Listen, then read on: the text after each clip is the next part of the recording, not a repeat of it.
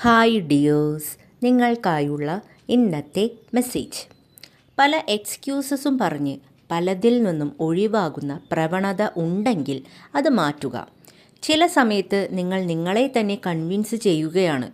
അതിൽ ഒരുപാട് എഫേർട്ട് എടുക്കേണ്ടി വരും, അതുകൊണ്ട് അത് വേണ്ട എന്നല്ല. പക്ഷേ യഥാർത്ഥത്തിൽ അത് നിങ്ങളുടെ ഭയവും മടിയും തന്നെയാണ് എന്ന് മനസ്സിലാക്കുക. അതുപോലെ ബന്ധങ്ങളിൽ സ്വന്തം ആവശ്യങ്ങളെയും ഒരുപോലെ പരിഗണിക്കണം. അല്ലാതെ എല്ലായ്പ്പോഴും ഒരാൾക്ക് വേണ്ടി എല്ലാം ത്യാഗം ചെയ്യുന്നതിൽ ഒരർത്ഥവുമില്ല. മറ്റുള്ളവർക്കായി എല്ലാം കൊടുക്കുമ്പോൾ സ്വന്തം മനസ്സും ശരീരവും ശൂന്യമാവുകയാണ് ചെയ്യുന്നത്. സ്വയം പരിചരണം, അതിരുകൾ സ്ഥാപിക്കൽ, സ്വന്തം ആവശ്യങ്ങൾ ആദരിക്കൽ ഇവയൊക്കെ ചെയ്യുന്നത് വഴി സ്നേഹം കൂടുതലായി സ്വാഭാവികമായി നിങ്ങളിലേക്ക് ഒഴുകിവരും. ശ്രദ്ധിക്കേണ്ടത് ആകർഷണവും ആവേശവും ശക്തമാണ്.